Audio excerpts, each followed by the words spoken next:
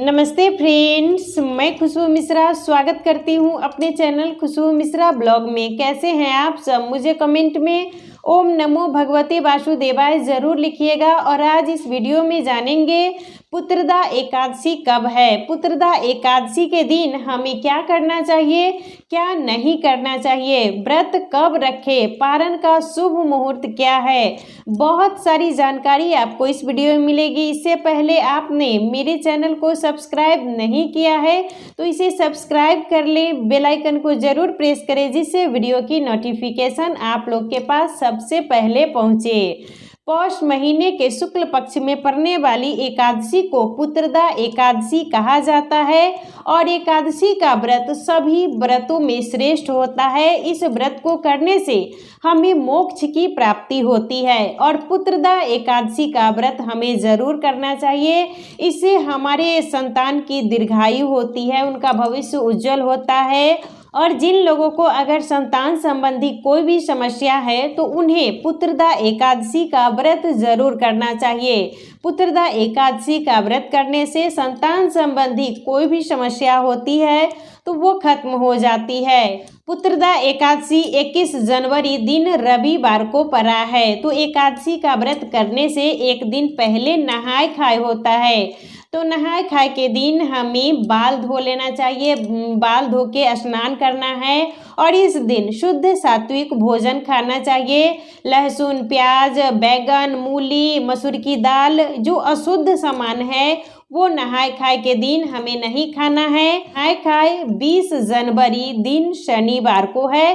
तो 20 जनवरी दिन शनिवार को हमें नहाय खाए करना है। तो उस दिन आप लोग बाल धो लीजिएगा, शुद्ध सात्विक भोजन कीजिएगा और उसके अगले दिन हम एकादशी का व्रत रखते हैं। तो व्रत के दिन हमें सूर्योदय से पहले उठना चाहिए।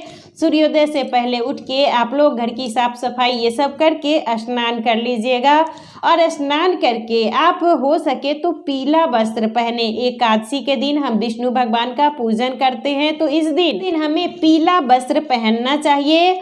और उसके बाद सबसे पहले हमें सूर्य भगवान को जल देना है। उसके बाद हमें तुलसी माता की इस दिन पूजा नहीं करनी है। एकादशी के दिन तुलसी माता को जल नहीं दिया जाता है क्योंकि तुलसी माता भी व्रत रखती हैं विष्णु भगवान के लिए। तो इस दिन हम सिर्फ सुबह में और शाम में 2 समय दीपक जलाएंगे, लेकिन हमें जल नहीं देना है और माता का पूजन भी इस दिन नहीं करना है।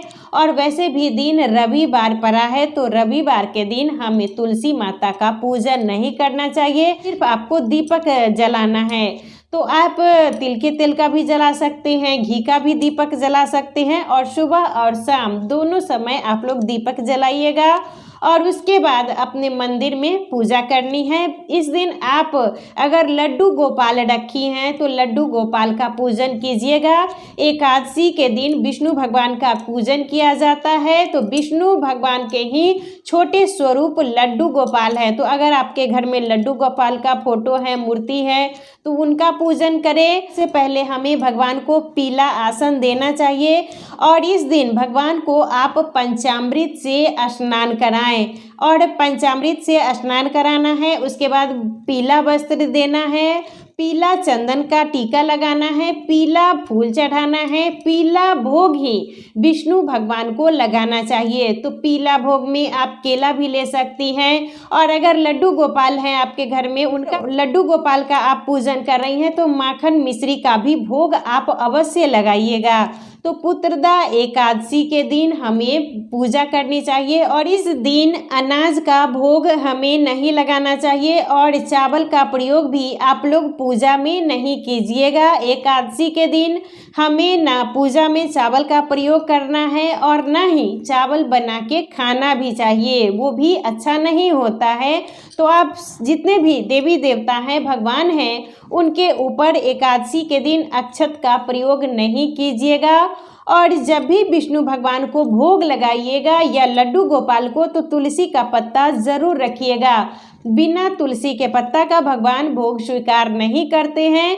तो रविवार को एकादशी पड़ रही है तो आपको एकादशी के दिन तुलसी का पत्ता नहीं तोड़ना चाहिए। तो आप एक दिन पहले ही तुलसी का पत्ता तोड़ के रख लीजिएगा और जब भी भगवान को भोग लगाएं तो तुलसी का पत्ता ज़रूर रखिएगा। और इस व्रत को बहुत से लोग हैं जो निर्जला करते हैं और बहुत से लोग हैं जो फलाहार करते हैं। तो अगर आप फलाहार पर ये व्रत रखती हैं तो सूर्यास्त होने से पहले ही हमें फलाहार कर लेना चाहिए। तो फलाहार में आप मतलब सेब, केला, जो कुछ भी आप खाना चाहती हैं फल फ्रूट्स वो खा सकती हैं। व्रत में कभी भी हमें किसी की निंदा, चुगली, बुराई ये सब बिल्कुल नहीं करनी चाहिए। अगर हम व्रत करते हैं और दूसरे के बारे में अगर चुगली, शिकायत, बुराई करते हैं तो वो हमारे लिए बिल्कुल भी अच्छा नहीं होता है। तो इस दिन हो सके तो आप भगवान का मतलब मंत्र जाप करें, भगवान का पूजन पाठ करें।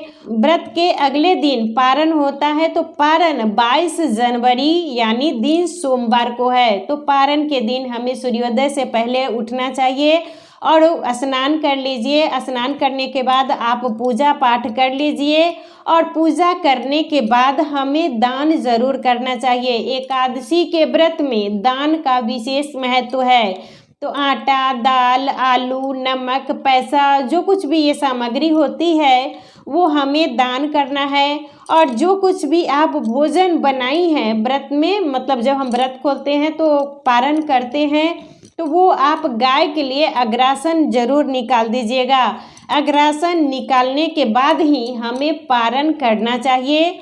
और सबसे पहले तुलसी और गंगाजल ही हमें अपने मुख में डालना है। तुलसी, गंगाजल अपने मुख में डालने के बाद ही जो आप पारण के लिए भोजन बनाई हैं उस सामग्री को आप खाइएगा। पुत्रदा एकादशी 21 जनवरी दिन रविवार को पड़ा है और एकादशी तिथि की शुरुआत 20 जनवरी को शाम में 7:26 से ये शुरू हो जा रही है और 21 जनवरी को शाम में 7:27 पर एकादशी तिथि खत्म हो जाएगी यानी द्वादशी तिथि शुरू हो जाएगी।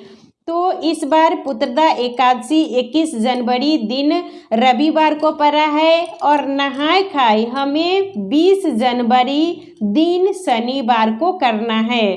पारण का शुभ मुहूर्त है 22 जनवरी दिन सोमवार को सुबह में 7:15 से लेकर 9:30 तक। तो हमें इसी शुभ मुहूर्त में ही पारण कर लेना चाहिए। तो सबसे पहले आप तुलसी और गंगाजल अपने मुख में डाल लीजिएगा। उसके बाद ही आप कोई भी भोजन की सामग्री अपने मुख में रखें। और एकादशी के दिन हमें इन्हीं सब नियमों का पालन ज़रूर करना चाहिए। सभी व्रतों में जो व्रत है वो श्रेष्ठ एकादशी का व्रत है। तो इसीलिए हमें एकादशी का व्रत ज़रूर करना चाहिए। और जिन लोगों को अगर संतान संबंधी समस्या है उन्हें पुत्रदा एकादशी का व्रत ज़रूर करना चाहिए। और इस व्रत को करने से हमारे पुत्र दीर्घायु होते हैं और मतलब उनके जीवन में जो भी समस्याएं होती हैं वो खत्म हो जाती है। हमें इन्हीं सब नियमों का पालन ज़रूर करना चाहिए। तो आज का वीडियो यहीं तक था। फिर मिलूंगी एक नए वीडियो में। वीडियो अच्छा लगे तो इसे लाइक ज़रूर कीजिएगा,